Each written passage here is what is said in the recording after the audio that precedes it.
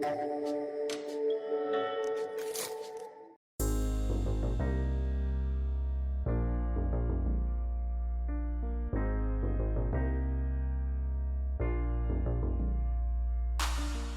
afternoon to everyone. It is a great pleasure to welcoming you to this online webinar entitled Reframing EU-Tunisia Relations. My name is Andrea Desi. I am the director, the head of the Mediterranean, Middle East and Africa program here at the Istituto Affari Internazionali, or International Affairs Institute. It is my great pleasure here today to welcome everyone online. Unfortunately, we are not in presence, but hopefully we will be able to have other occasions to meet physically to discuss these terms as well. But it's a great pleasure to be chairing this event today. We have three really distinguished speakers and guests speaking on Tunisia this afternoon. So we are very lucky to be able to hear from distinguished experts who have been writing and have been following Tunisia quite closely for the past years.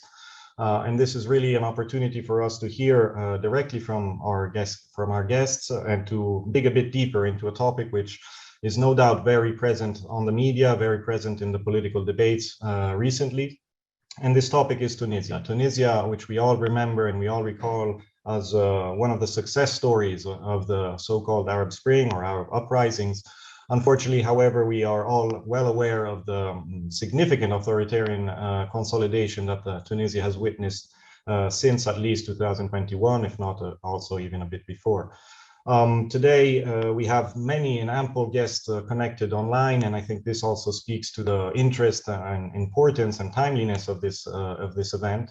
This, I want to underscore, is a first of a series of events that IAI will be organizing between now and the end of the year to really remain engaged on this topic of Tunisia. This topic of Tunisia, no doubt, there is a sense of grave urgency at the European level, of course, also specifically in Italy and also in other Southern European countries. There is a grave urgency surrounding the question of Tunisia, the economic situation in Tunisia, the political situation in Tunisia. And of course, we also have the migration dimension, which is one of the key reasons why Tunisia has been so important lately on the media and on the political debate. At the same time, there is also an urgency and I think a recognition that there is an urgency and an urgent lack of opportunities or of options of what to do, of what to engage and how to engage Tunisia. So the questions are indeed what to do, how to do it, and how to avoid also, I would say, adding a third question, how to avoid doing something that does not end up doing more harm than good in the long term. In this sense, we are presently in this period of urgency where it is the short-term element, the short-term urgency seems to be dominating the agenda, the short-term urgency of avoiding an economic collapse or of avoiding further uptake in migration crossings from North Africa into Europe. But however, while the short-termism may be understandable in many respects, we also have to realize the more medium and long-term perspective. The more medium and long-term perspective has to do with the significant consolidation of authoritarianism, the way in which the President Kais Saied has been dismantling those institutions of checks and balances that have been created since the uprisings. And therefore, there is this tension, let's say, between the medium and long-term and the short-term emergency. This is a bit the sense of our webinar today and the sense of the word reframing EU-Tunisia relations and trying to set it into a more of a broad and medium and long-term perspective. I would like to therefore now welcome formally again our three speakers. Our idea is to begin with a brief input remarks from each of them, and I will be introducing each individually before passing the floor. And then we will do a second round of reactions in terms of the first inputs and first remarks. And in the meantime, I will be also opening up the floor for questions from the public, from the audience. So please do feel free to jump in, writing your answers, writing your questions in the chat box. I will do my best to have my eyes on the various areas of the Zoom page to be able to condense these questions and pose them to our speakers. So without further ado, again, I want to thank all three of our speakers. We will start with Tarek Mekdisi, who is a senior policy fellow within the North African Middle East program at the European Council of Foreign Relations. Tarek has ample experience on North Africa and EU policy towards North Africa. He is a researcher specialized in Libya, but also, of course, Tunisia and other countries of the Maghreb. And Tarek, I would like to begin with you, asking you, on the basis of an excellent piece that you recently wrote and published with ECFR, if you can give us a bit your perspective on Kais Saied, on his rise to power, on his recent policies, and specifically on this brand of, or this particular brand of populism that seems to be really enveloping Kais Saied's ascent to power. Over to you, Tarek. Thank you. Thank you very much, Andrea, both for inviting me and for getting to be the first one to talk on this. But you saddled me with a big question, trying to unpick the kind of the president that everyone has been talking about. Perhaps I would define Kais Saied as the unwitting populist, because it's something that was kind of thrust onto him, in the sense that he is always himself, right? He came to run in the elections. He gave his similar spiel on new constitutionalism, on being different to the existing order. And that's what everybody latched onto. He's a man who came at the right time for his political career, because there was such frustration and kind of the sense of being fed up with the existing political class. And, Saied, he kind of took that and he ran with it. So he won his presidential election in a landslide victory. I think he got more votes for him than the entire parliament got in total, just to give you a sense of that. And he kind of took it personally, which is hard not to do when you're showered with that much attention and kind of positive reinforcement. But it's kind of gone to his head in the sense that ever since then, it's almost like he sees this messianic mission that he has for himself. And he's been kind of dead set on this idea that Tunisia's revolution went wrong. He is going to right that wrong. He's going to fix the constitution. He's going to fix the way the state is run. And he's the prophet that will lead Tunis to the promised land. And even if less and less people believe it as time goes on, he seems to believe it even more strongly. And in the early years, at least, he felt like he was trying to do right, but he was always being confounded by this kind of conniving political class that the people didn't want. They wanted him. And so he repeatedly tried to get rid of them. Then came that famous night in July 2021, where he froze the parliament.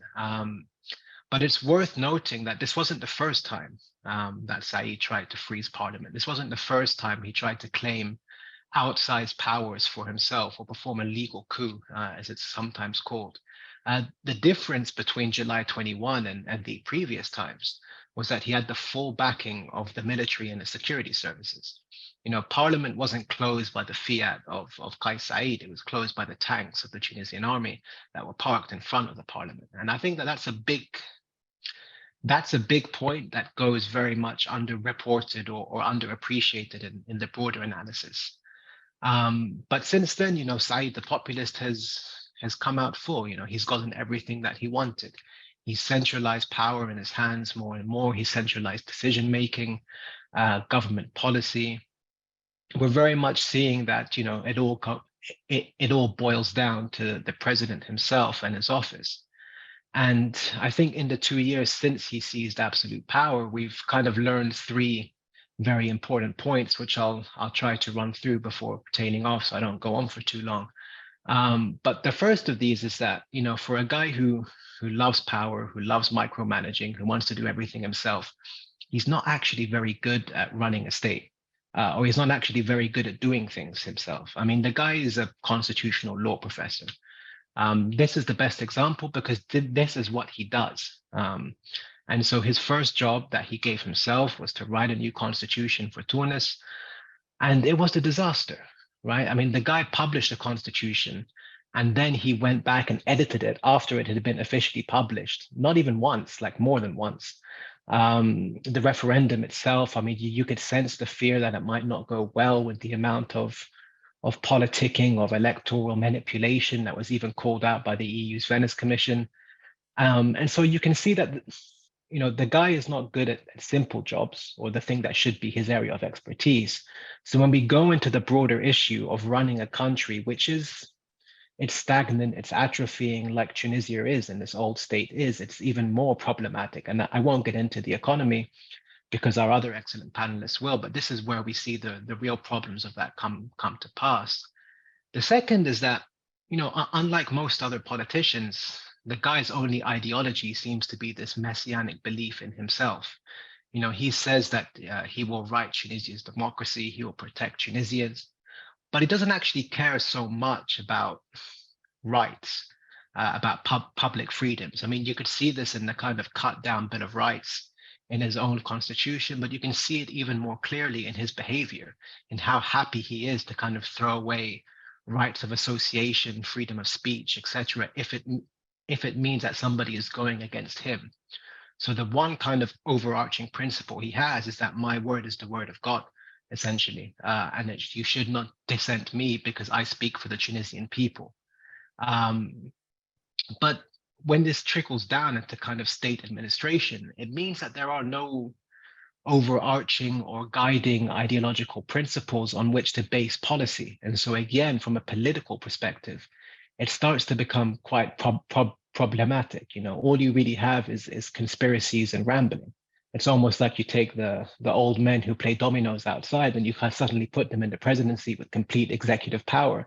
And this is what you get, which is why we haven't seen much coherent policy come out of the presidency in 2 years, which is a long time. And my final point is that, or the final thing for us all to learn is that he's not a great politician in the sense that he can't build coalitions. So I think that unwittingly or not, in the early days, he was really successful because everybody could project onto Said what they wanted. The Islamists saw this very traditionalist guy, and he had quite heavy Islamist backing in the beginning, ironically enough. And this is a good example because everybody simply projects onto him. But over time, he starts to work with them, and then we see a familiar pattern whereby they don't even dissent, they simply question or try to add something or protect their own interests. And then he turns on them. And once he turns on them, it's vicious. You can see this in how he's turned on the UGTT, how he even turned on his own friends who were kind of constitutional law professors that he brought on to work as a panel on his new constitution. And so his circle keeps shrinking and shrinking. In the beginning, he had a lot of the different segments of the political classes in Tunisia that were willing to give him time. And now I think all he has left around him are the old left, who ironically enough don't have much economic solutions to the current economic problems, and the security services. So I think, if you're looking at this from a 30,000-foot view and looking at the trajectory, you have to see that this political experiment is not going well, and it's probably destined to crash because of these three main variables that we look at, which is how we have to judge any real politician. And ironically, and perhaps ominously, the only sector of the Tunisian state or the Tunisian body politic that is actually thriving and benefiting and becoming more efficient over this period are the security services. They've lost the kind of the restrictions of the courts. They've lost the restrictions of the parliament. They've lost all the political appointees. These guys are empowered. These guys are thriving. And we don't know where that's going to lead. We can assume, given the political scenario that we're talking about. But I think, again, it's an important point to pick up that it is the security services who are in the ascendancy right now. Thank you. Thank you so much, Tarek. A really in-depth and comprehensive introduction to get the ball rolling and to kickstart our discussion. Really a number of excellent points in terms of the unwitting populist. It does bring to mind many memories or many parallels with other would-be populist leaders who come out from as an outsider and then gradually become something much more than what they were originally thought to be. Particularly very important points on the army and the security forces being the main beneficiaries, let's say, of this consolidation of power, and therefore also the area to keep a focus on in terms of if there are potential cracks coming out in those domains. The element of time is running out, and that this experiment may come to an abrupt end or to an abrupt crash is also very interesting and important to think about. I'm wondering whether Tunisia's external partners, also particularly in Europe, are slowly, gradually becoming almost other supporters of Kais Saied, more so than he is benefiting from internally, aside from the security forces again. This is an interesting maybe angle that we can also discuss later on. But I would like to invite up our second distinguished guest, Alicia Pavia, who is the Associate Director of the Atlantic Council's North Africa program, responsible for providing research and analysis on politics, diplomacy, and security issues across the Middle East and North Africa. Alicia has also written a number of excellent recent articles and analysis on Tunisia and the recent developments.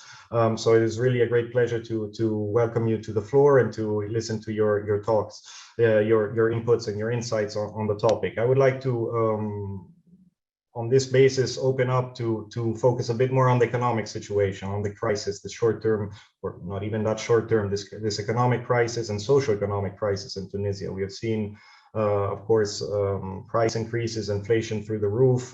Some of this is naturally linked to the conflict in Ukraine, to Russian invasion of Ukraine. However, again, even though, of course, the element of Ukraine is front and center, at least at the level of the European policy and international relations more generally, we shouldn't, again, think that the crisis affecting Tunisia is made all the more worse because of this political situation and the institutional kind of backsliding in terms of the small gains that have been made since 2011. So my question to you would be to engage a bit on the social and economic crisis and to provide a bit of your insights in terms of how this is developing, and also with regards to the IMF loan negotiations. Of course, this is a key kind of North Star in some respects in terms of the negotiations and also the rejection by Kais Saied of the IMF loan of $1.9 billion. So over to you, Alicia. Thank you. Thank you so much, Andrea. Thank you also to the Istituto Affari Internazionali for hosting this very and timely discussion on a topic that I think has unfortunately fallen behind on many aspects. I think that we are finally talking about Tunisia now, but we should have been talking about Tunisia a lot earlier on the international stage. So thank you for organizing these discussions on this very important topic. So let's take a step back and try to understand the economic situation that Tunisia is in, as you rightly pointed out and asked me. When the pandemic hit, Tunisia saw a new economic crisis looming on the horizon, and the economic situation became dire and is still dire today. And so basically what we've seen was a stark rise in the budget deficit, and also with the outburst of the war in Ukraine, there was inflation went through the roof. We are currently talking about inflation at around 10%. Up by 2 percentage points from last year. That was at about 8%. And we know that unemployment is high. As always, it's very difficult to stabilize unemployment in the country. And so for these reasons, Tunisia about 2 years ago went to the IMF asking for a third loan in 10 years. So this is important to know that it was IMF, obviously, that went to that it was Tunisia, sorry, that went to the IMF asking for a third loan. And so negotiations commenced, but in the meantime, Kais Saied did take power about a few months after the IMF, the negotiations with the IMF began.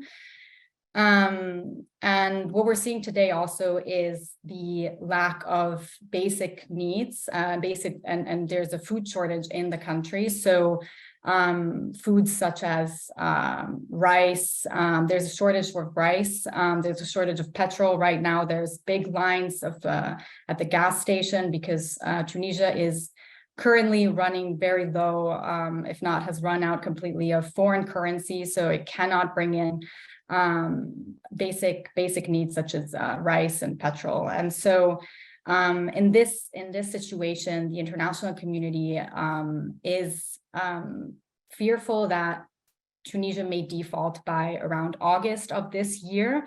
It's possible by August because, I mean, they're talking about August because that is when Tunisia will have to start paying back some of its foreign loans. There are other experts that predict that Tunisia has more time on its hands because the tourism season is about to start. That will bring in, obviously, foreign currency, and so that will help Tunisia pay off some of its debt, as well as bring in some of the basic needs that it has now lacked and is now ratioing. So taking a step back and trying to understand the IMF deal, what happened was that, around March 23-25 this past year, the IMF did make a statement saying that progress was being made with Tunisia on finding a solution to the economic crisis, and potentially issuing this loan of 1.9 billion. Of course, as always, the IMF was requiring for a specific number of what we know are so-called conditionality clauses, right? Among other, we're talking about, a certain amount of economic reforms that the IMF wants to see Tunisia put in place. But that's not the only thing that they're asking. They're asking for cut on subsidies that Tunisia has on basic goods, specifically petrol and basic goods such as rice.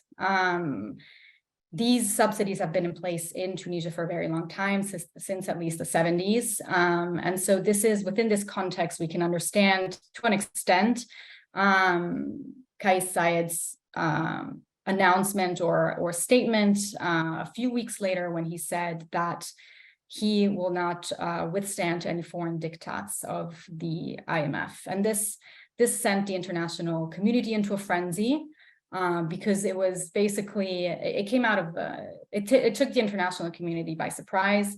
Again, because it was the Tunisians that had led the negotiations, with the IMF, that went to the IMF asking for a loan, for a new bailout package. And so for Kais Saied to make these statements kind of took everyone by surprise. International analysts started talking about, again, defaulting and what would happen, what would not happen, et cetera, et cetera. And I think we can also understand this also in the context, of course, of what Tarek was just talking about, and how, Kais Saied kind of acts on his own accord and doesn't really talk to anyone within his cabinet, and maybe saw this as an opportunity to scapegoat someone for Tunisia's internal problems. So the IMF talks are now stalled, from what we know. And this is where Italy comes in. And Italy is playing a crucial role right now, trying to mediate between the IMF and Tunisia. So President Tajani, Foreign Minister Tajani, Foreign Minister Tajani is actually going to be in Washington, D.C. in mid-June. He's going to have a conversation with the IMF, with Georgieva, to try to mediate between Tunisia and the IMF, and also to try to, from my understanding, ask that the IMF lift some of the conditionality clauses for Tunisia. And so within this context, I think it's important to understand why Italy is so worried about Tunisia defaulting. And I think it's mainly due to two, perhaps three reasons. First of all, we must remember that Tunisia is an important economic and trade partner to Italy. Italy is Tunisia's #1 trade partner, and there's about 300 Italian companies that are present in Tunisia and operating every day from Tunisia.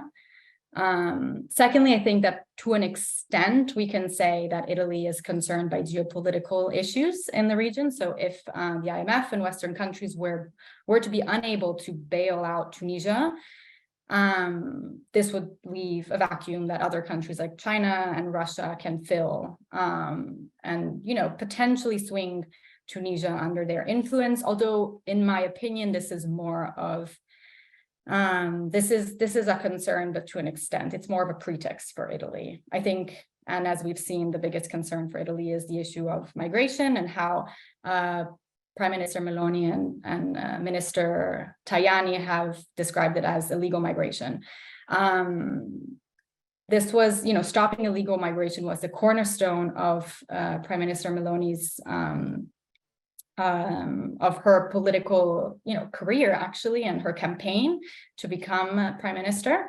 And so this is really the biggest test that she's facing on this issue right now. And she's doubling down on stopping illegal migration. And, you know, we have to remember this as well. A lot of the people that are coming are refugees. They're not just migrants with the, you know, understood within the context of migration. They are refugees that are escaping famine, they're escaping war, they're escaping persecution, and in some cases are seen as just illegal migrants and being sent back, in many cases, unfortunately.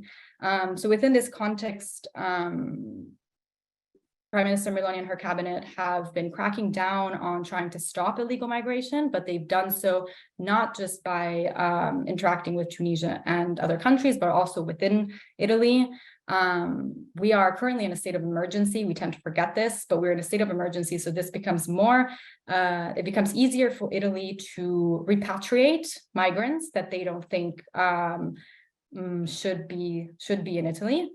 Another thing that they've done was to enact a law that makes it more difficult for NGOs that implement search and rescue efforts in the Mediterranean to do so. It has become more difficult for migrants that are currently residing in Italy to ask for special protection. So this means that a lot of the migrants that have been in Italy for 1, 2, 3 years, waiting for their papers will be sent back. And because of the state of emergency that we are currently in, it is quite easy to send back migrants under these conditions. And within this context, this is why they've interacted the way that Italy has interacted the way that it has with Tunisia. And Tunisia is probably Italy's biggest foreign policy concern at the moment. We've seen this because at the G7, Prime Minister Meloni reiterated Italy's concerns over Tunisia. This was first and foremost on her agenda, on her list of topics to discuss at the G7. Minister Tajani has already been to Tunis and has also welcomed Tunisian ministers. He has regular phone calls with his counterparts in Tunisia to try to solve the problem, to try to come to an agreement on how to stop illegal migration. And he's coming to Washington, D.C. and he's already spoken to Georgieva. He's picked up the phone to try to negotiate to try to come to an agreement. And he's coming to Washington, D.C. to try to convince the IMF to lift the conditionality clauses. So just to wrap up, yes, Italy comes, Italy, it is incredibly important for Italy to find a solution to the problem. Unfortunately, though, what we've seen is a lack of a response from Italy on what we think, or we deem as, we in this context see this as an authoritarian descent to power. And so again, more of a realpolitik, if you will, approach of the Italians of saying, well, we need to stop migration. We don't really, we don't have enough leeway here to talk about other things happening in the country. And so we don't see any sort of condemnation coming out of Italy right now over what is happening in Tunisia. But that is different when we look at other countries, particularly about the US. But I know that we will have time to talk about this later. Thank you so much, Lisa, for another excellent contribution to the discussion and bringing in a very good framing of the rather tragic and rather worrying economic and socio-economic situation in Tunisia. I would also add the element of human security in the sense that this really is impacting and eating away at human security and, of course, on economic opportunities and employment and so many other elements. The food and energy shortages are extremely worrying as well, and we've seen rather disturbing images indeed. Also, very much in agreement with the element that it is good that we are speaking today and in the future and recently on Tunisia, but it is something that it is absolutely correct to say that the European Union and European member states perhaps have woken up a bit late to what is happening in Tunisia. Specifically, again, also given the amount of focus and amount of focus given to Tunisia as the success story of the Arab uprisings. And yet we have seen the country slip back into a very concerning element. Finally, on Italy, many thanks for bringing in the element of Italy, of the Italian activism, I would say, in terms of Tunisia, in terms of the IMF loan. You are completely correct that Foreign Minister Tajani and the Meloni government are placing an extreme emphasis on migration and the element of blocking, of course, or externalizing migration, just as much as has happened in the past with Libya, for example, or, for example, with Turkey. This is a recurring kind of trend, and it also fits into this short-term emergency kind of focus and approach that has been adopted and is being replicated and spread through the media and political debates.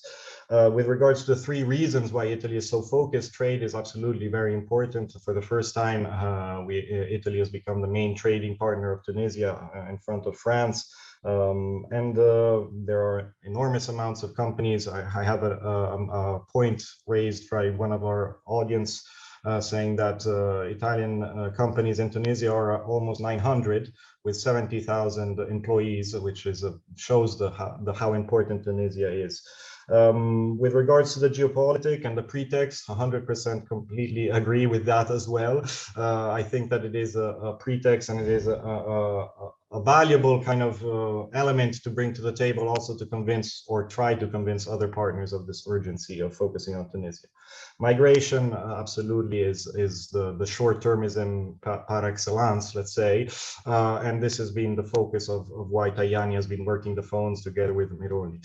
I would only add also that it's not only Italy, we have also France that recently has just today or yesterday put out a statement. There was a meeting between the respective foreign ministers of France and Tunisia, and again, also France is stepping up its support, public support for Tunisia's negotiations with the IMF, although it is a bit unclear with regards to what France is thinking vis-a-vis the conditionalities, the austerities, and the cuts to the subsidies, which, if history is any lesson, we know very well, both in Tunisia in the 80s, but also across North Africa and the Middle East, the impact that subsidy reductions can have on countries such as Tunisia and others.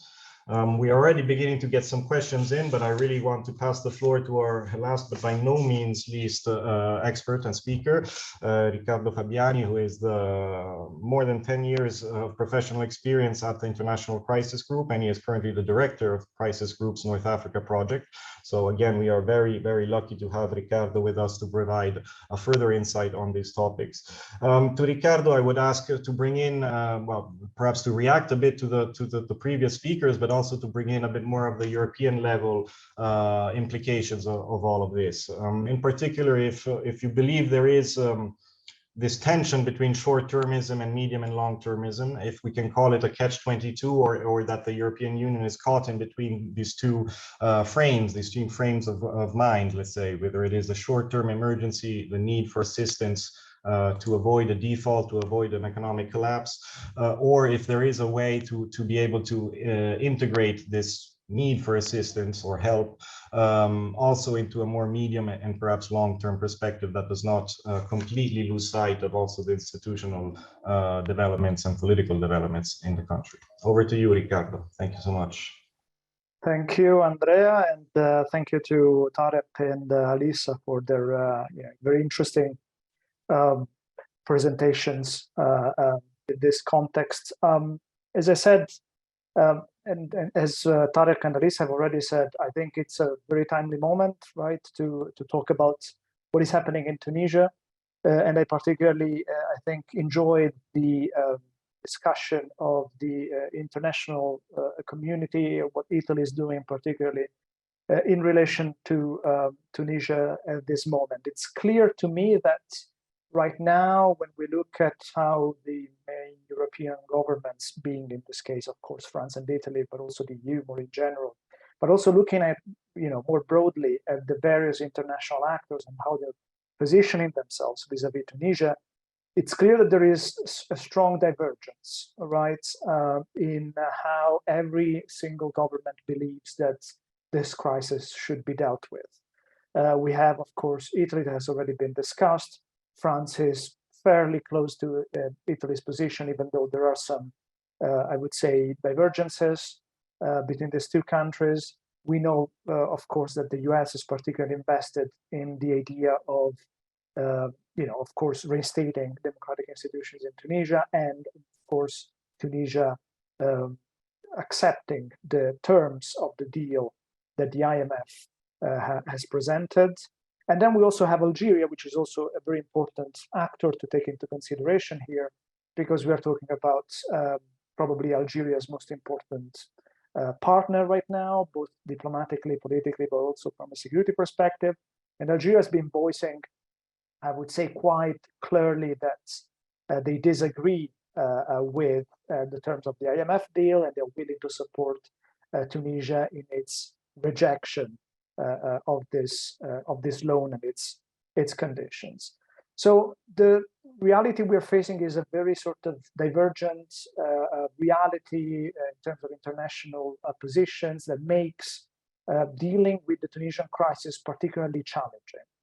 And at the same time, I also think there's a fundamentally wrong understanding of what is happening economically in Tunisia. Unfortunately, international actors seem to understand the current Tunisian situation, Tunisian predicament, as a binary outcome, as a proper dilemma, right? They believe that there is either a deal scenario which equates to survival for Tunisia, or there is a no deal scenario, which would basically be equivalent to a complete political and social collapse. And this is very much the narrative, particularly, I would say, put forward by the Italian government, that really looks at Tunisia as a little bit of a replica or a repetition of what happened in 1997 in Albania, when there was a socio-economic collapse that led to a massive influx of migrants in a very short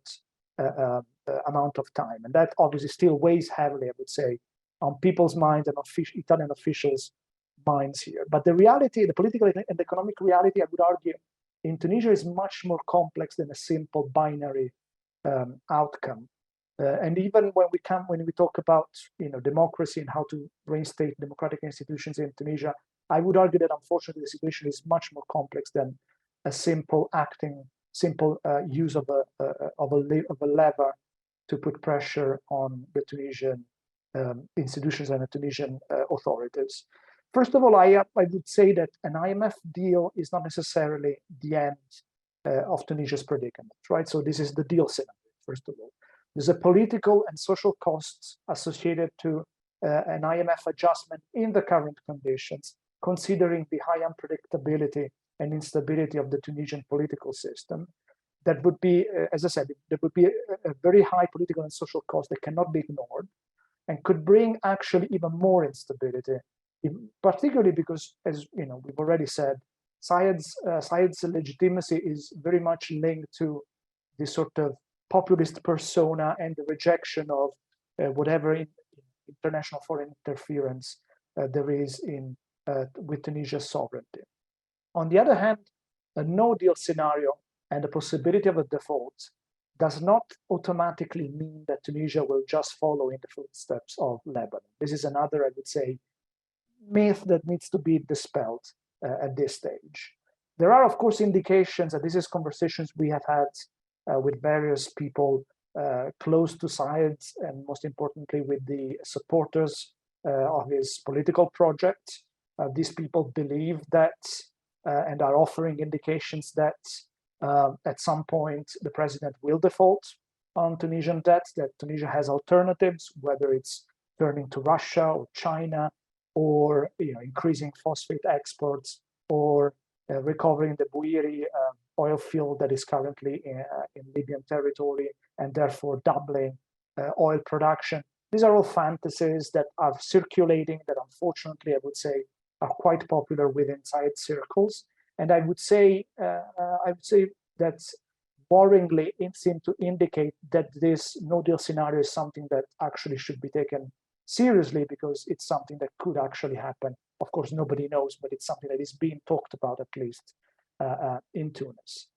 But going back to the Lebanese parallel, a no-deal scenario doesn't mean that Tunisia will just follow the Lebanese route. The reality is that the situation is very different. If we look at Tunisia's economic fundamentals, Tunisia is a country that is much less exposed internationally to financial flows. It has a closed capital and financial accounts. which means that there would be no foreign investors rushing for the exit, like we've seen in other cases. Banks, Tunisian banks hold actually to up to 90% of domestic denominated debt. So all external debt is actually in the hands of either multilateral organizations or international creditors. And so banks would not be at risk of a collapse in case of an external debt default. Of course, if there was a full default, a domestic debt default, things would be different, but it's hard to imagine how sides would actually go down that route. There would be, of course, consequences, right, for the private sector to finance trade operations. There would be particular challenges for companies operating in Tunisia. So there would be liquidity issues related to the possibility of a default. But overall, I would say savings would be probably fine. We can imagine, of course, the currency would drop, inflation would rise. There would be obviously unrest, and purchasing power would probably be eroded. And we can even imagine how vigilante groups close to sides, as we've seen it in the past few weeks, could actually get into action. A spike in migration is also very much on the cards, but this is no 1997 Albania. This is probably not a sort of complete social, political, and economic collapse scenario, as some people seem to believe, particularly within the Italian government. So this would be a difficult situation. Don't get me wrong, of course, particularly from a political perspective, but that in principle could be managed. It could be managed, for example, through emergency lending that could guarantee a modicum of liquidity for the country as Tunisia enters debt restructuring negotiations that would inevitably follow the hypothesis and the scenario of a default. So in short, even a no-deal scenario doesn't necessarily mean that Tunisia will face a complete collapse. So what does this mean for Europe, and what does this mean for the international community? And here, this is where I promise I end my very short introduction here. I think that at this stage, it makes sense for the internationals and for the European governments to be ready to start preparing for all scenarios. And most importantly, to begin closer coordination, because this is what we are facing right now. We're facing a situation where the internationals are divided. They have different agendas, different interests, different priorities, and they are not getting ready for the possibility of a no-deal scenario and the possibility of a default.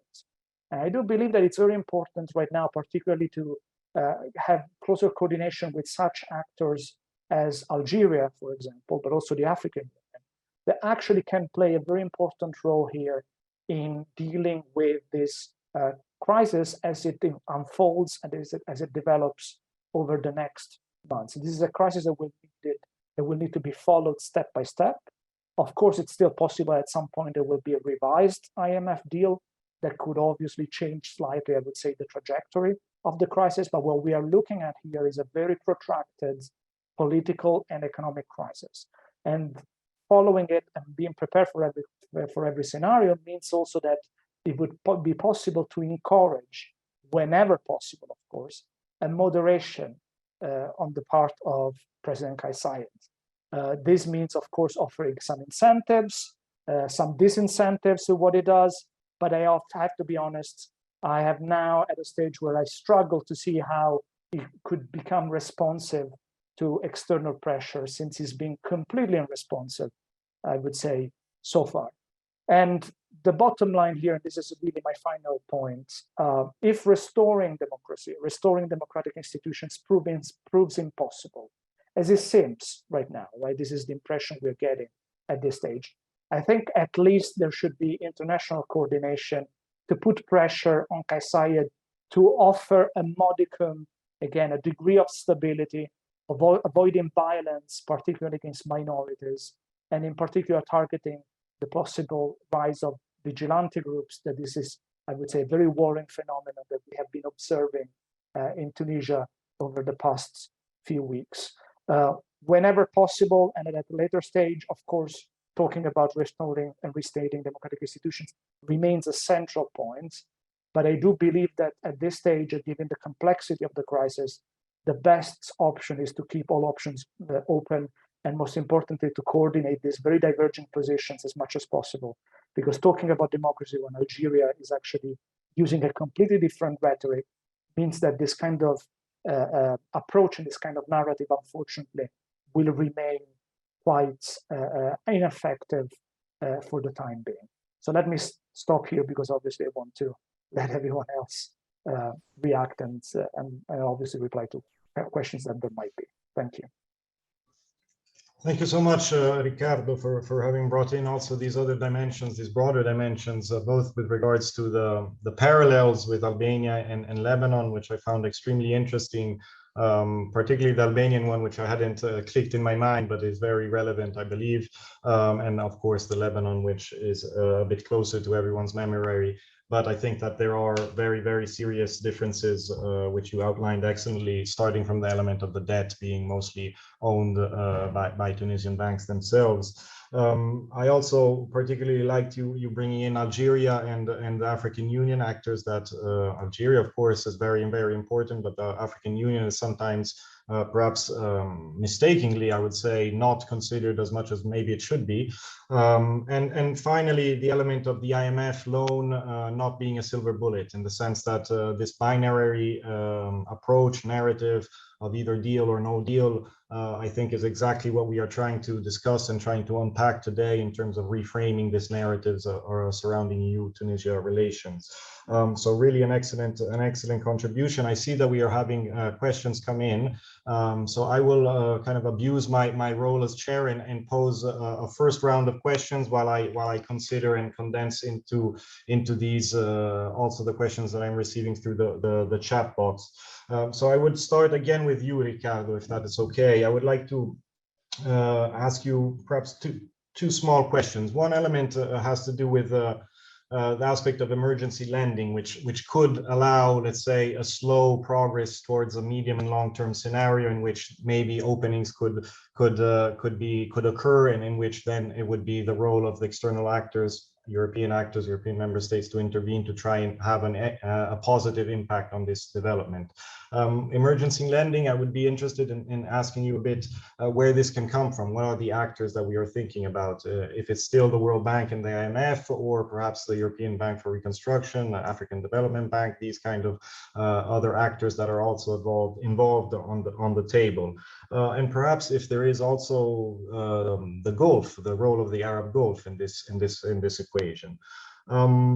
As a second point, we spoke about, of course, the US, Italy, France, Algeria. I was wondering whether at the Northern European level there are different sensitivities, or there is a bit more of a removed, let's say, urgency perhaps vis-a-vis Tunisia and vis-a-vis the crises there, and whether what would be the best way to frame the narratives, the policies, the options on the table when engaging Northern European states to try and create again this unity of intent, let's say, to approach Tunisia. Yes, thanks. These are some really, I think, important points that you're raising. Starting from the issue of emergency lending, right? Particularly in a no-deal scenario, that this is what effectively we are discussing here. Look, I think it's very important to understand that a default scenario, a scenario in which Kais Saied declares that he's unable or unwilling to meet the significant debt repayments that are scheduled over the next months. And of course, we don't know when that could happen, which repayment could be affected by this. Is actually a much more common, I would say, event in even recent history that often is assumed. The reality is that countries default on their debt all the time, particularly developing countries. This would not be the first or the last time this happens, and that debt restructuring processes are not easy, are particularly complex politically, and especially when they involve the participation of private financial creditors, which is obviously also the case of Tunisia. But again, this is not something that should be considered as exceptional or unique in any shape or form. And when there's a debt restructuring process that is, of course, orderly, And this is a very important point that I think the international community should try and drive home with Tunisia. The debt restructuring process should be orderly, should be negotiated. There is no scenario in which Tunisia can simply say we're not repaying any of our external debt. We refuse any sort of debt restructuring process, and we are just disconnecting from the international community. Any kind of debt restructuring process should go through the Paris Club, which should be the starting point. And once there is this sort of acceptance of this basic, I would say, framework for dealing with the debt restructuring process, that's when the European Union, of course, as you mentioned rightly, together with the other, interested parties and creditors in this crisis, for example, the Gulf, or of course the IMF and the World Bank, they should all come together and devise a mechanism to offer Tunisia emergency lending to make sure that there is liquidity sufficient to effectively meet the most important and pressing external liabilities, which is namely effectively imports, right? Nobody wants a food crisis in Tunisia if there is a default. Nobody wants also the Italian companies that are based in Tunisia to be unable to function and operate normally. So emergency lending to smooth this process of debt restructuring is in the interests, I believe, of every party involved, both in geopolitical terms and in economic terms and in migration terms and so on and so forth. So this is, I would say, a sort of basic framework within which then the whole process can be played out. And of course, debt restructuring then becomes a very important issue because offering a haircut on that, whether it's a 20, 30, maybe 50% cut in Tunisia's external debt, is a massive and incredibly powerful, I would say, incentive for Tunisia and for President Kais Saied to then maybe offer something in return, right? It might not be reinstating fully the democratic institutions that were suspended in 2021. It might not be accepting a national dialogue, but it could be, for example, again, dismantling vigilante groups or stopping the targeting of minorities, sub-Saharan migrants in Tunisia, maintaining or guaranteeing a minimum of, I would say, peace and stability in the country, and also maybe offering something in terms of, releasing some of the opposition officials that are currently in jail, and so forth, and so on and so forth. This is obviously a dynamic process, so it's impossible to stake right at the beginning what could be part of this sort of process. Now, you mentioned Northern Europe, and I think this is a very important point. Right now, Italy and France are shaping European policy towards Tunisia, and they're looking at this from a very short-term perspective, and they also have, I would say, as I said at the beginning, a slight misunderstanding of what the crisis really entails, right? I think that's where Northern Europe can actually play an important role in dispelling some of these myths, in having a longer-term approach to the Tunisian issue, and most importantly, I think they can be brought in because we are looking at a country that is not necessarily just an immediate migration emergency. It's actually a longer-term, more complex issue that should be dealt with in a different manner. Rather than, I would say, bringing in Northern Europe, I think it's Northern Europe that can offer something to this conversation, a longer-term approach.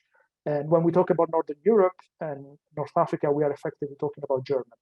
And I think this is where Germany could actually play a much bigger role than it has so far, mostly because, of course, France and Italy have been framing this issue as a national security almost issue. And I think there is a need for a more balanced approach to European policy towards Tunisia.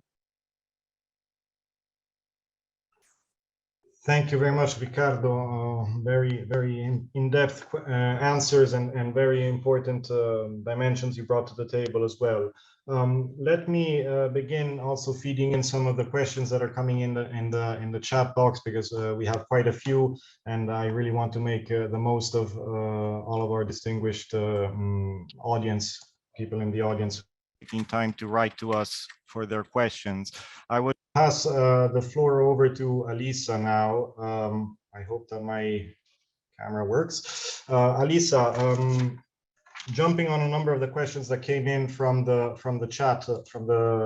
chat box, I would like to ask you,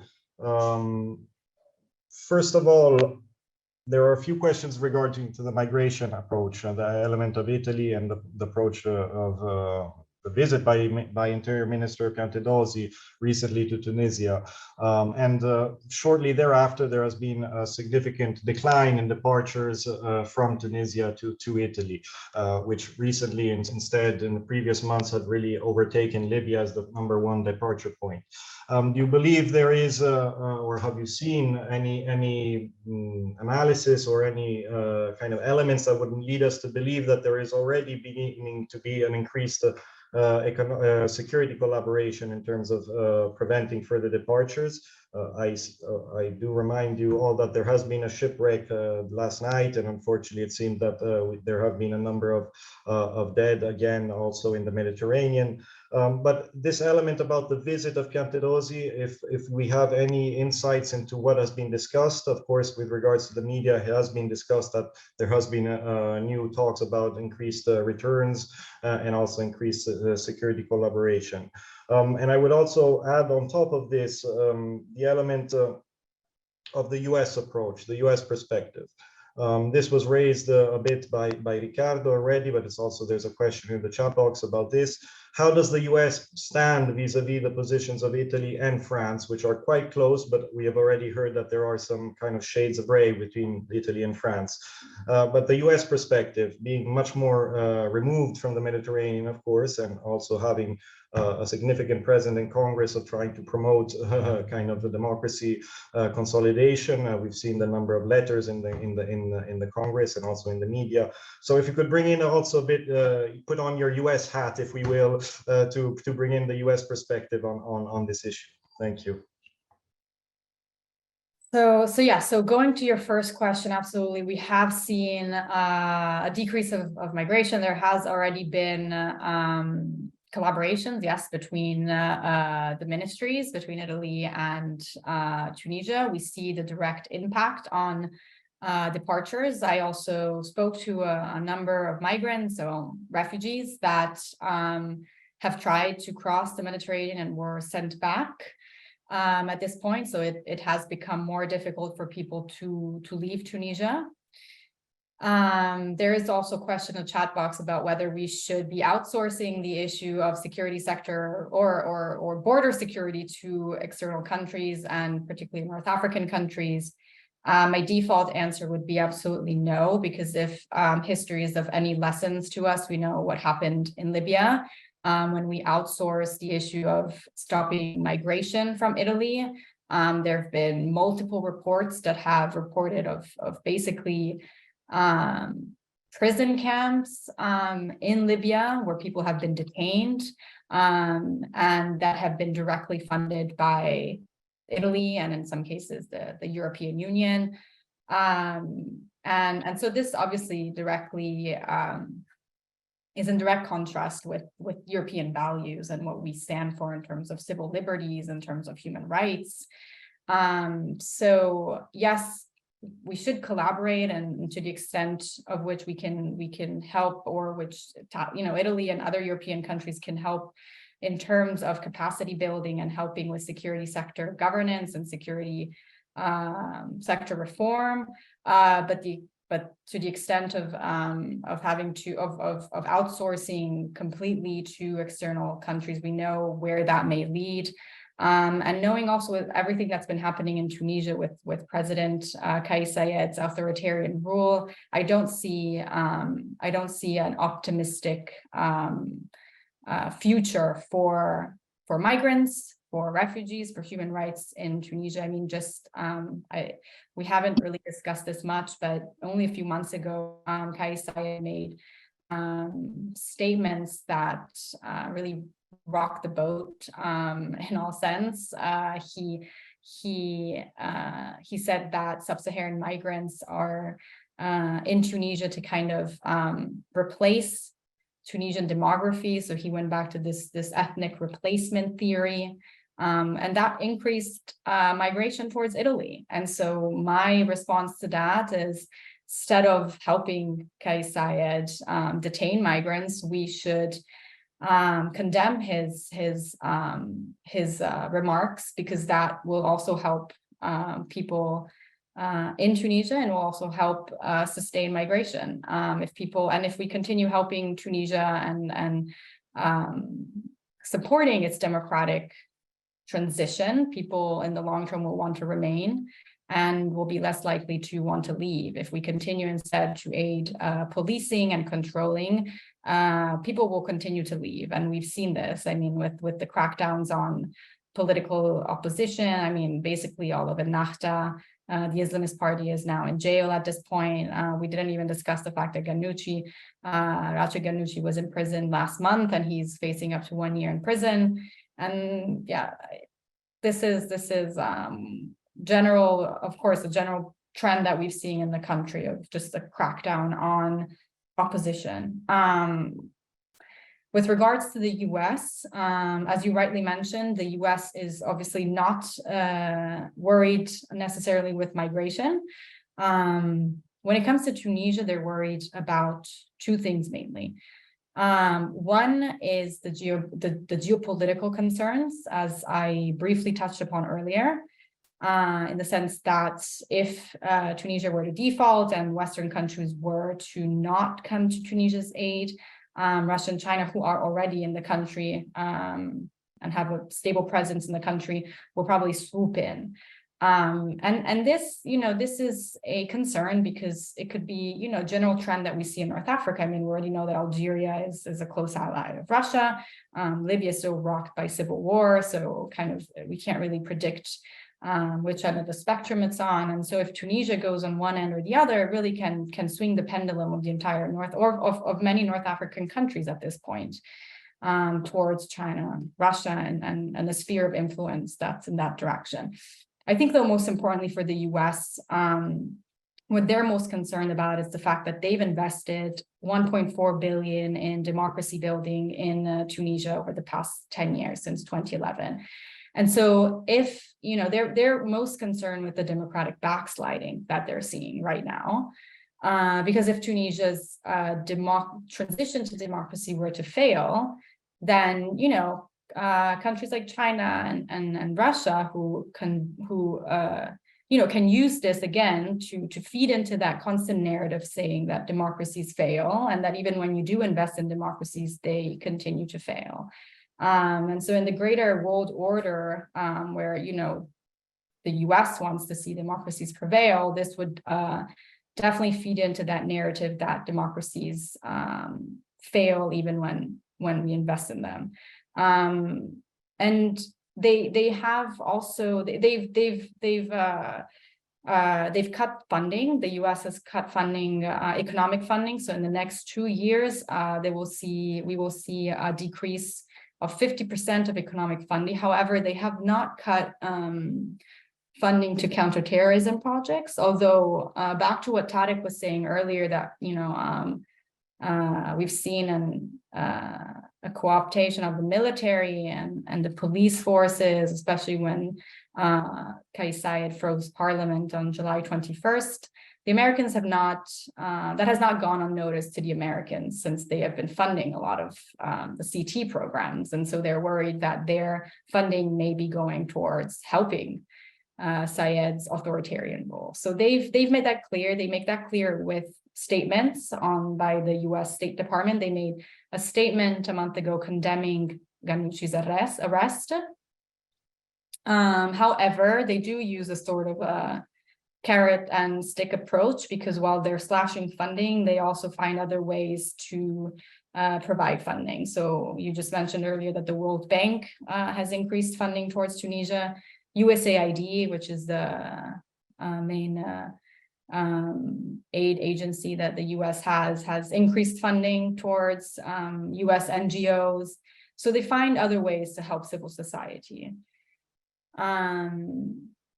But yes, they have been more vocal in condemning the democratic backsliding. And I think I'll stop there. Thank you, Elisa. Excellent points as well, and bringing in also the US dimension. There are different sensitivities as well, of course, across the Atlantic, depending on geography. The element of geopolitics, of course, is quite interesting. And this kind of gives me a bit of an opening also to turn the question over to Tarek in this respect. There are a number of questions that were posed to you, Tarek, but I would also like to include this one of the geopolitics and the potential of Russia inserting itself or China inserting itself. There was also a question on the BRICS, if the BRICS could be an actor that would be inserting itself or maybe in competition to the European Union and the United States in this. So on one side, this element of the geopolitics and the risks or not risks of Tunisia sliding into another camp, let's say, if we want to approach it from the macro, let's say, area, but also a question on the lack of political alternatives to Said, in the sense that there seems to be divisions between the Ministry of the Interior and the military. If there's a split or an emergence of a potential disagreements between the interior ministries and the army, and whether this lack of alternatives to Said means that in essence it is a self-fulfilling prophecy, in the sense that Said on one side is making sure that there are no alternatives, but now from the outside at the European level, there is, in a sense, a caught in a bind, in the sense that there are no alternatives, but supporting or engaging with the government, with Kais Saied, will only further the lack of alternatives, perhaps. I don't know if this was clear. And there was also a final question about the pre-2019 or pre-Kais Saied presidency political and economic elites. If these elites are still in Tunisia or in some ways accommodating or backing even Kais Saied's rise to power, or if they have instead also fallen under the focus of the repression and the blocking of potential opposition. Over to you, Tarek. Thank you. Thank you. I would say you gave me one of the easy questions, but there are I think they're all of a high caliber, which says a lot about this discussion. Let me try and work through them in the order you presented them. First, on the geopolitics, like I think claims of kind of Chinese or Russian involvement in Tunis are greatly exaggerated, as I think Ricardo alluded to as well in his own comments. I mean, look, in short, the Russians are otherwise occupied right now, should we say. And also, I mean, what are their means to involve themselves, essentially? You know, there is no ongoing civil war as in Libya, where they can militarily get involved. Economically or financially, are they really going to, you know, sink money into floating Kais Saied, given their own problems again? You know, I can see the effect perhaps or the lure of mischief making and of facilitating migration and so on, but you know, when there's so much else going on, I think we risk slipping into the world of creating a Russian boogeyman and then perhaps a self-fulfilling prophecy out of it. With the Chinese, I mean, I think if there's one guiding policy principle to Chinese debt or Chinese investment, is that they really like people who can pay their bills. And if you can't pay your bills, then they really like you to have a nice asset that they can take as collateral instead. And Tunisia, unfortunately for the Tunisians, don't have either of these things. And so the inducement for China to get involved, I just think it's not there simply. So Said might, you know, like to court both of these, and you know, he likes to try to play himself off to Beijing and to Moscow, but I don't see the actual lure or the rod that he will use to kind of go fishing in these capitals. And I've tortured that analogy enough now. So on the BRICS, you know, I think perhaps the Europeans would be very grateful or very happy if somebody would come in to share the economic burden. And I mean, the opportunity is there already, right? The IMF is giving 1.9 billion. Another part of the problem with the IMF deal is not just the conditionality in Tunis's side, it's actually who's going to provide the rest of the financing. And, you know, the Europeans are doing a lot of load bearing in terms of budget support and things like that. I think everybody would have liked to see more from the Gulf there, but they seem to have gotten a bit shy with flashing their cash these days. And so there is an opportunity for the BRICS to be involved, should there be any credibility behind this. But again, I don't see any real interest, because there's nothing to invest in. You're essentially just pouring money into a country to float Said and to prevent a political or an economic catastrophe. And so that's good if you have political interest, but not so good if you have economic interest. In terms of the question on the lack of political alternatives in the security services, yeah, I think that this is a real problem right now. So Tunisia is cursed with its political opposition as much as it is cursed with its presidency right now. And I think that their own lack of ideas, their own lack of solutions, especially as they go on a lobbying tour around the world, I think speaks volumes about why the Tunisian people were so frustrated in the first place. You did have a few figures scattered around, though, who were trying to build coalitions, who were trying to find kind of a real way out of Tunisia's problems. Because I think at the heart of Said's populism, of Tunisian people's frustration, is that they just want somebody who wants to govern the country for a change, who wants to solve their problems, who doesn't want to engage in high-level political talks on constitutions and things like that, and play political games. And there were a few people who were trying to build coalitions to do this, and unfortunately now they are all in jail because President Said has taken the opportunity of having absolute power in his new political system in place to clamp down on any opposition. And so, yes, he is kind of taking a political scorched earth, which will come back to haunt him when things get tough. And yeah, I alluded a lot to what might come of the security services and how they're benefiting them, or on how they're benefiting from the current scenario. And there's that old line that plays in my mind that history doesn't repeat itself, but it sure does rhyme.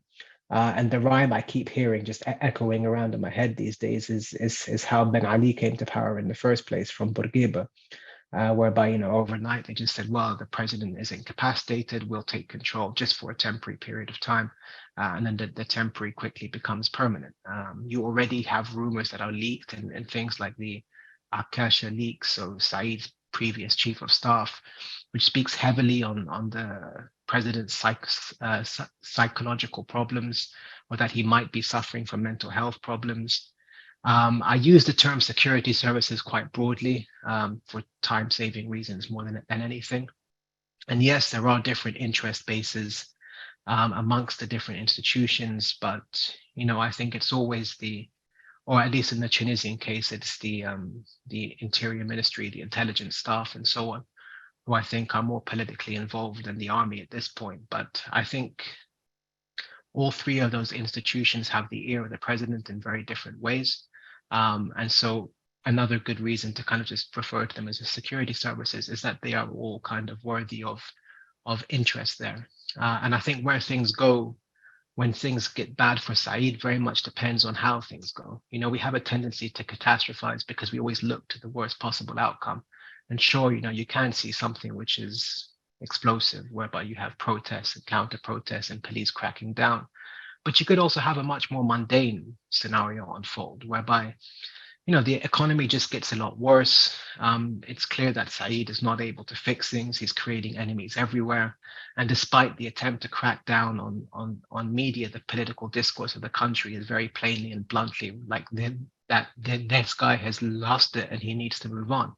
In which case you have pressure for maybe elections in 2024 for a new president, or you have, a much more mundane, peaceful, quiet route open or options opening for the transfer of power. So we can speculate different ways, but overall, the assumption made by the questioner in that the lack of political opposition is a problem is, I think, a very serious problem which limits Tunisia's opportunities for going forward. And the last point on the pre-2019 elites, the political elites and the economic elites, I think, are enjoying two very different existences right now. The political elites are perhaps under pressure. Some are trying to make common cause with Said, and they have done since he claimed that absolute power, and they gradually get burned bit by bit. Others, like the businessmen who kind of slide into politics are finding themselves arrested because of their mobilizing potential. The old political parties like Ennahda and so on are under attack, and they find themselves with fewer and fewer allies everywhere. So they are kind of suffering under the current condition, and you can see in the new parliament, you know, it's new faces. It's not the old elite. The economic elite, I think, are always pretty comfortable, or at least they have been since 2011. You know, I think Said, one of the first things he did was to quietly assure the economic elite that their amnesty will continue, and to not rock that particular boat. I think that they feel some embarrassment by how Said presents himself on the global stage and kind of the attention that Tunisia gets. They feel the boat rocking sometimes with things like Said's attack on speculators and on wholesalers and so on, as the people to blame for all of Tunisia's economic ills. But by and large, business is continuing, and business is pretty good for them. And I think that, you know, like all good elites in this world of ours, because they are economically insulated from the political problems that are going on, they don't feel the pain of the street, and they probably won't until it's too late. Since I like ending on cryptic, ominous notes, I'll end there and hand it back to you. Thank you so much, Tarek, also with the cryptic ending, but I'm gonna abuse your time for just another bit, because I won't like to go for another round of questions. I'm doing my best to collect and try and condense the questions from the chat box. So I would like to pose one question that we haven't really, or one dimension that we haven't really addressed too much.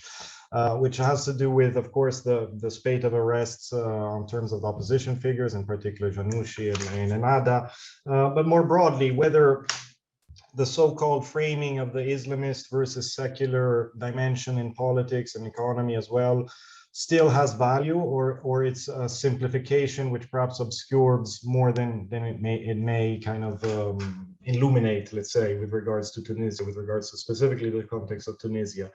And whether the rhetoric of a so-called Islamist threat or Islamist takeover, which in some respects has been also repeated by a number of actors in Europe recently, still has this same hold within the region, within Tunisia, and also perhaps with vis-a-vis the Gulf states, which have traditionally been, let's say, the most proactive opponents of these political movements. And just to add a further layer, perhaps, of complexity, a question that I would again pose to all three of you would be to, if we would have to kind of choose, I know this is a bit of a perhaps strange question, but if we would have to choose one dimension where we should maybe put most focus on, or most eggs in the basket, to use a kind of a parallel, let's say. Of course, there are various levels of the consolidation of authoritarianism in Tunisia. We have seen the closing down of media and NGO outlets, for example, or independent organizations. We have seen the dismantling of the judiciary and also the significant arrest of judiciary elements and persecution of the judiciary. And clearly, of course, the political opposition and the closing down of the parliament. So between these three layers, let's say, if there would be one, if you would be forced, let's say, in an imaginary world to choose one dimension which could have the greatest positive spillover effects to add some focus also at the European level, would it be the media, NGO, the judiciary, so the checks and balances, let's say, or the parliament and opposition? Of course, ideally, we would like to see all three having the same level of priority, but in the difficult situation and the difficult world we live in, which would you think, and I'm trying to pick your brains here a bit, would be the one to focus on? I don't know if this question can be answered in a convincing way, but perhaps also to add my cryptic ending, Tarek, to our discussion. Maybe we can play with these three layers, but primarily also on the Islamist and Ennahda persecution and the Islamist secular division, if this is still present, is still a useful framing of the issue. I would start with Riccardo, if that is okay. Thank you. Yeah, thank you, Andrea. So let's say that I believe that at this stage in the Tunisian transition, because this is a transition, right, to a new, different political system, the best way to look at what is happening is actually to frame it in terms of the construction of a political machine by President Kais Saied. Okay, so President Kais Saied, as we know, doesn't have a political party behind himself. He doesn't really have an organized structure that he can rely on to, organize consensus and support for himself. But in the vacuum that he has created by removing a series of very visible opposition officials, by targeting, specific civil society groups, and so on and so forth, he is creating a sort of, I would say, redistribution of available resources that is seen as an opportunity by the galaxy of supporters that is close to him, right? That backs him, whether these are spontaneous groups called the Tanziqiyat, the various coordination mechanisms and groups that are spontaneously popping up here and there in Tunisia. And I think this is probably much more relevant to and much more able to explain what is happening in Tunisia than the secularist versus Islamist division. The reality is here there is a bunch of, a coalition, let's say, of interests, whether it's, working class and middle class Tunisians who've been excluded from the past 10 years of redistribution of resources and jobs, whether it's people who have their particular, reason to, hate a specific official who was appointed previously by a Nahda, etc., etc. There is basically a group of a coalition, a camp of people who, for various reasons, believe that Kais Saied will reassign these jobs, will reassign these resources, will create new space that they can then exploit to effectively have a new position within this new political system that is now emerging. It's a chaotic process. It's not an organized one. There is, of course, an Islamist versus secularist layer to it that partly also explains what is happening. But I do believe that the political economy component of the redistribution of resources, sociologically almost, explains a lot in terms of his, the president's, I would say, resilience in terms of his popularity and his support. And indeed, the fact that the Gulf countries have completely disengaged from what is happening in Tunisia and have completely readjusted their policy towards Egypt, that we've seen it in the past, right? The new credit policy has become, we are not interested in giving, this sort of unconditional bailout anymore to these countries because they don't see the Islamist threat as a relevant, particularly, I would say, compelling threat to their interests anymore. To me, is an additional piece of evidence that seems to indicate that we are past this cleavage, we're past this division. And here it's really about rebuilding a new political system and making sure that, these people are next in line to get the best and the benefits out of this sort of redistribution. Thank you, Riccardo. Excellent image of the political machine being constructed slowly and in fact a gradual process that will have to be followed both internally and externally quite closely for the foreseeable future. Alisa, over to you. Thank you. I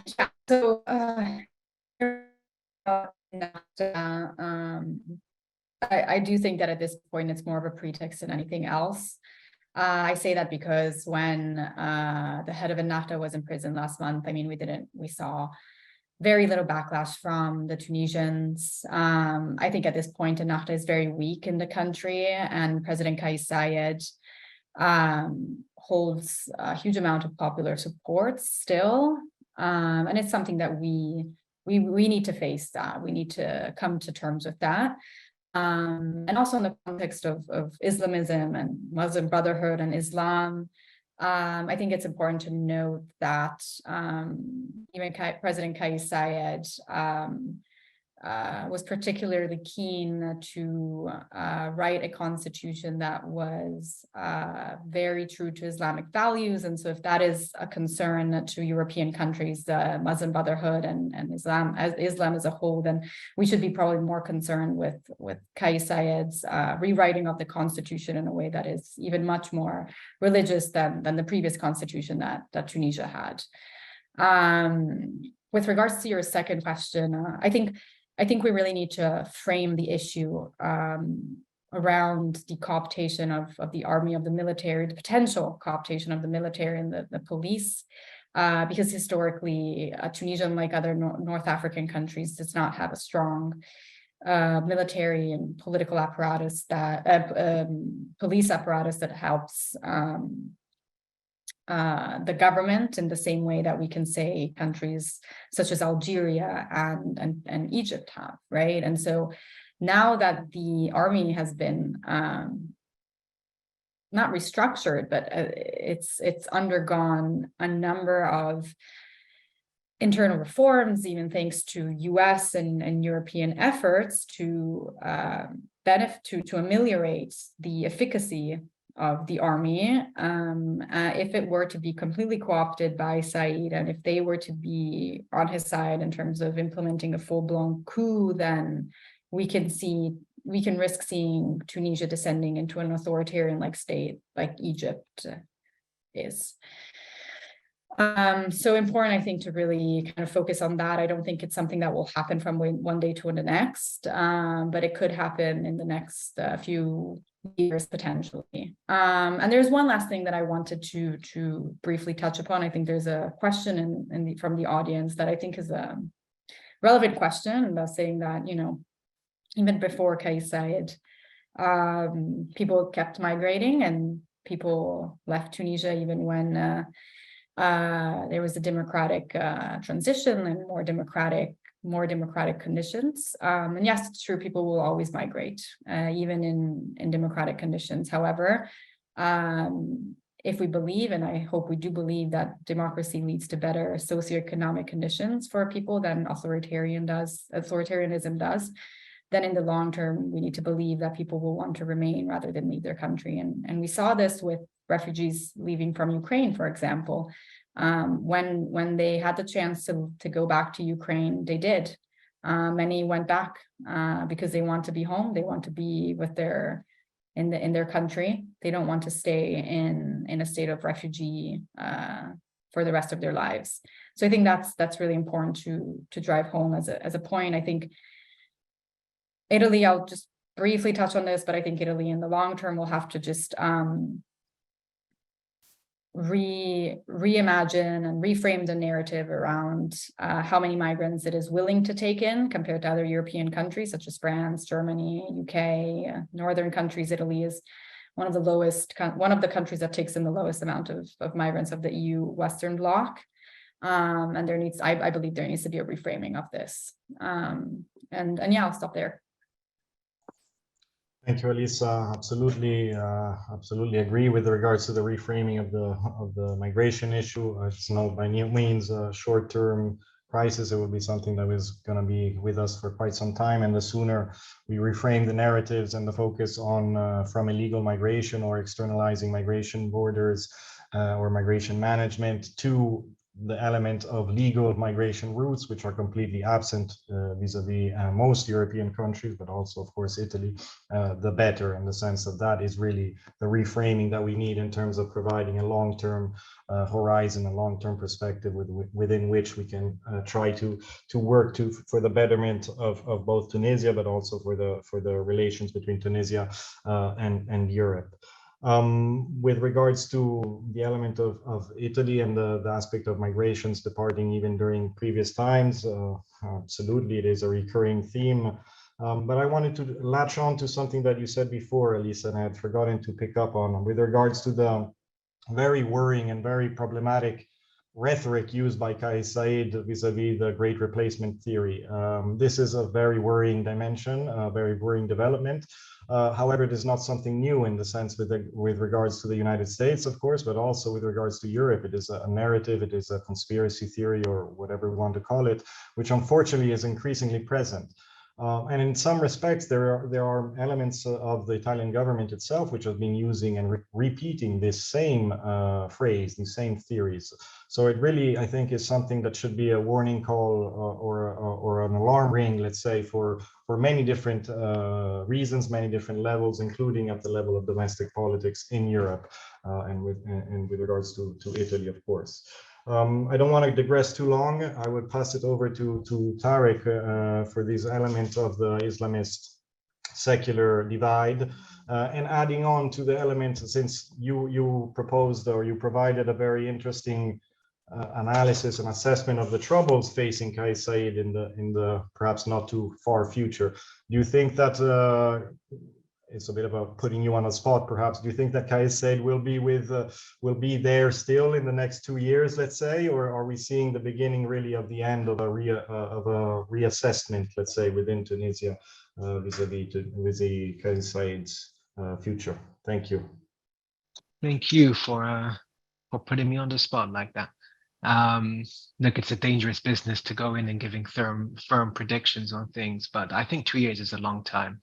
And I think that 2 years might just outlive the current presidency. And I'll show my working, as they say in school, just to explain why. So even if it doesn't come to pass, as I said in my opening remarks, if you look politically at the situation, all of the variables point to the fact that the president is getting increasingly alone and increasingly overburdened, not only by enemies within the state, but also by the problems in the state that he is unable to deal with.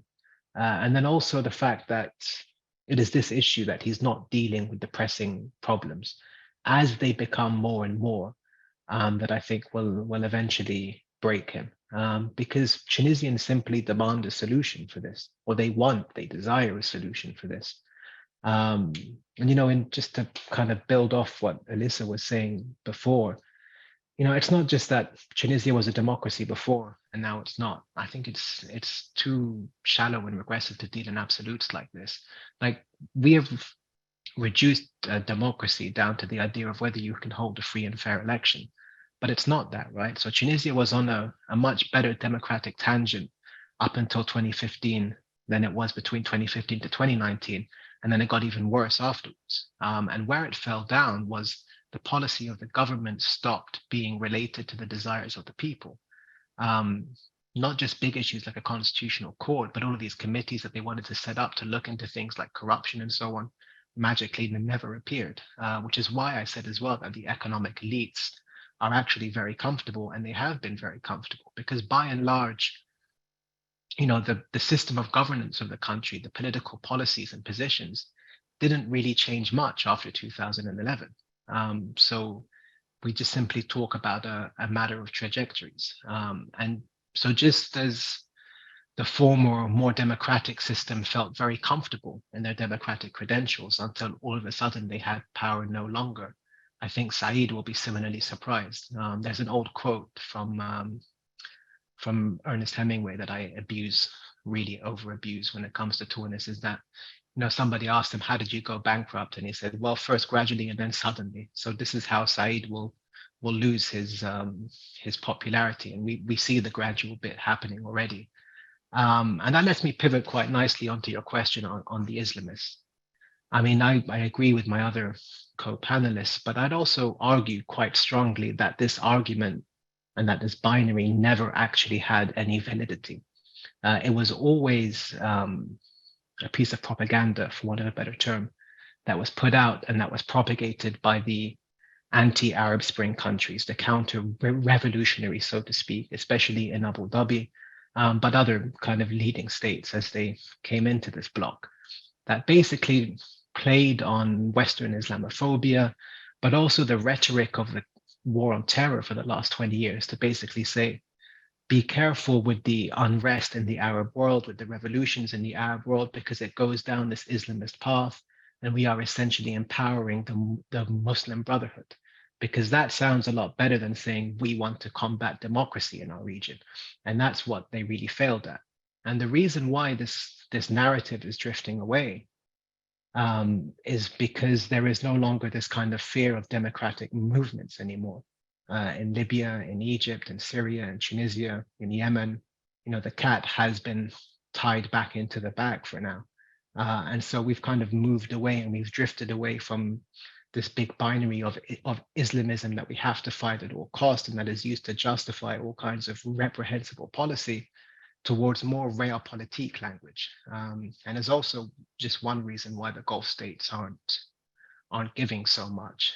In terms of the last question, that kind of what eggs do you want to put your what basket do you want to put your eggs in? I think I'll agree with the others again when I say it's about the political opposition, because I've given my reasons as to why I think the Said project is destined to crash. And as those invested in the country and as the policy people who work on it, in case they're watching, you have two jobs, right? One, to make sure that that crash is not so explosive that you can dampen the bad effects. And that comes with a lot of the economic policy that my excellent co-panelists have been talking about. But the other is that to try to ensure as much as possible that you can pivot towards something gracefully after Said, to try to reorient the trajectory from this one that has been going downwards in terms of repression and poor policy making since 2016 towards something more similar to 2012 to 2015. And the only way we can do that is if we can cultivate a civilian political opposition.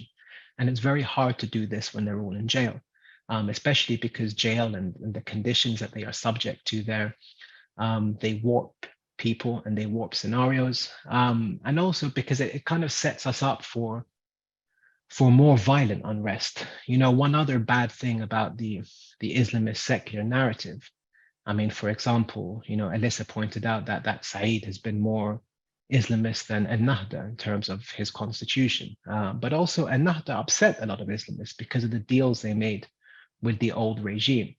So you still have a lot of kind of jihadist actors, for want of a better term, these extremists, especially in the more deprived areas of Tunis. They've exported many of these young men to Libya, to Syria, to other war zones. And if we get to a point of unrest and instability, this is what they will latch onto. They will say, everybody keeps saying that this is a war on Islamism. Well, now we have to fight for our ideals. And all of a sudden you turn, simple anti-government protest into something existential. So I kind of took a long-winded tangent there, but it goes back to the same point, in that we need to have a political opposition in Tunisia that can offer real solutions to the Tunisian people. And the only way, or the best way towards that end, is to try to push for the release of as many political prisoners as possible, who I will remind are not there under any legal grounds. These are all extra legal processes done through military courts. They have committed no crimes. So it's not the hardest thing in the world to push for or to take a principled policy position. Now that was unambiguous and uncryptic. So I'm gonna quit while I'm ahead and hand it back to you, Andre. Thank you. Thank you so much, Tarek. I think very solid and very important ending points you made. Even though they were not cryptic, even better that they were not cryptic. I think it leaves us all with a clear message and a clear number of points to think about and mule about within our heads. So we have gone over already, which speaks to the interest that we all have on this topic, and I'm sure also in terms of our audience, which I really thank very much for having logged on and sent so many very important and interesting questions. So I would like to again go to all our three speakers to thank them profusely for their time and for their insights for this very important topic. As I mentioned at the beginning, it is EI's interest and kind of commitment as well to keep working on this topic. So hopefully we will be having soon occasion to meet again, us on the panel, but also to be able to speak in public on these terms, and hopefully have an impact again also on the narratives, on the debate within Europe, within the Mediterranean space, but also across the Atlantic vis-a-vis the United States. So again, thank you so much, Ricardo. Thank you, Tarek. Thank you, Alyssa. Your inputs have been extremely valuable.